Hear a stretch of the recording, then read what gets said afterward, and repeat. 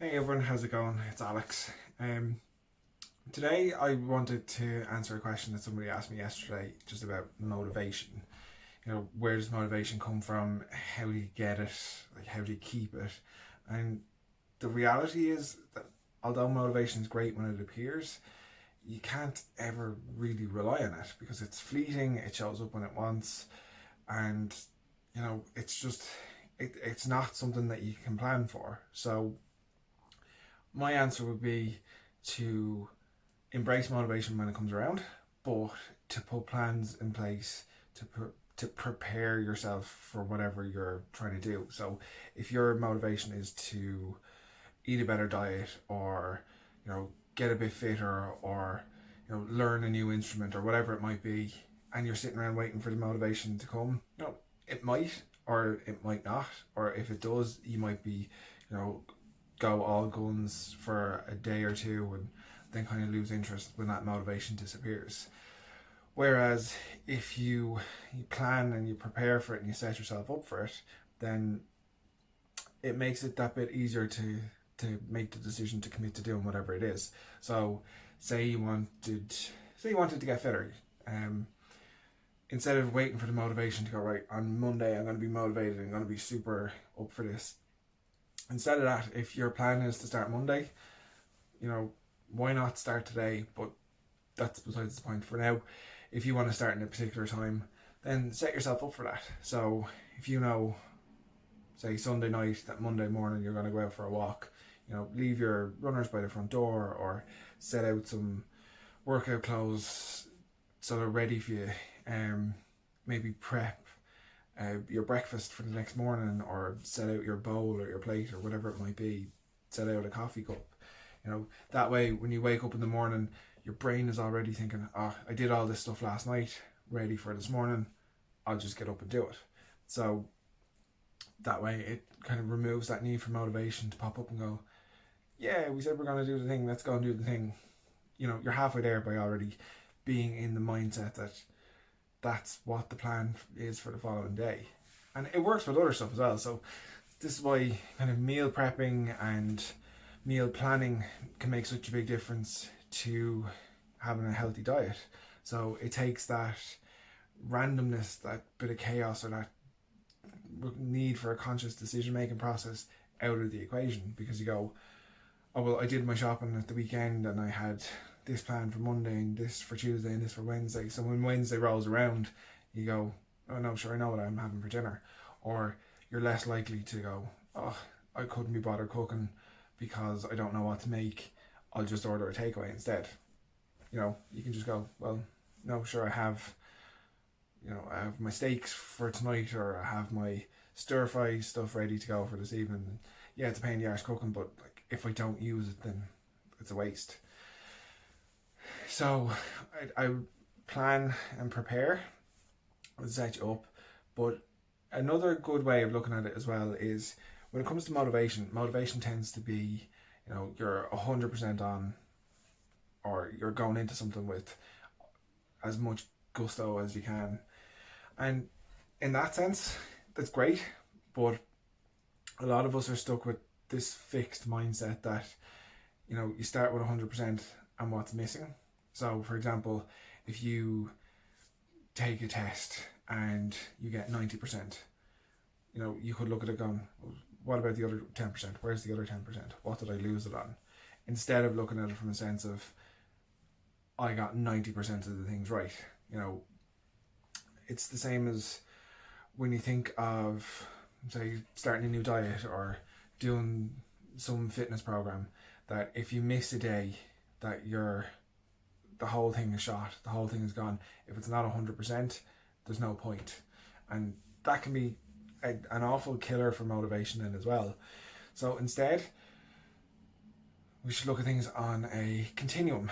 So instead of aiming to be 100% all the time, because let's be honest, perfect doesn't exist, what we could look at doing is to aim to be a little bit better every day.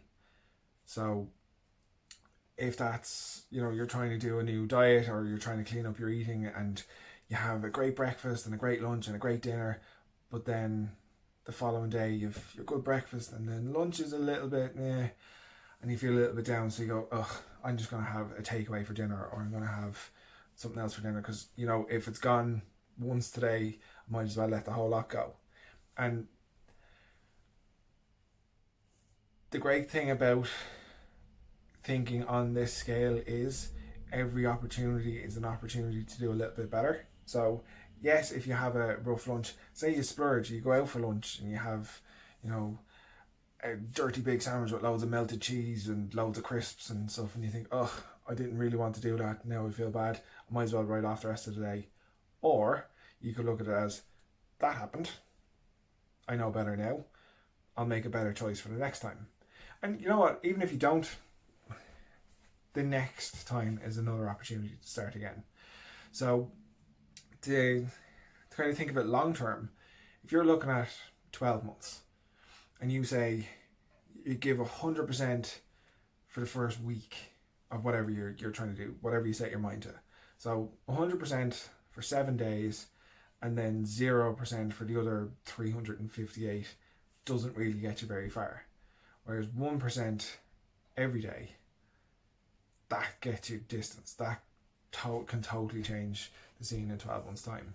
So I think it's a much better idea to be at a place where you're starting from zero and work your way up. So recognize the good stuff. Like, for example, if you're worried, or if you're trying to start something new, say you want to get healthier, or you want to get fitter, or you want to, you know, be able to play with your kids more, or you want to make better decisions for yourself, whatever it might be, look at where you're at now and recognize the positives from it. So for example, if you think, I'm completely unfit, I'm a total zero, I've no exercise history, nothing, what does 0% fitness really look like? It's probably not the person that goes, I'm really unfit, I've no base level.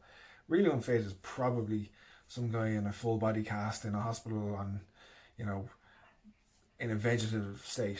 That's probably close to 0% fitness. Now, in reality, if you're saying you're completely unfit, where do you fit on that scale?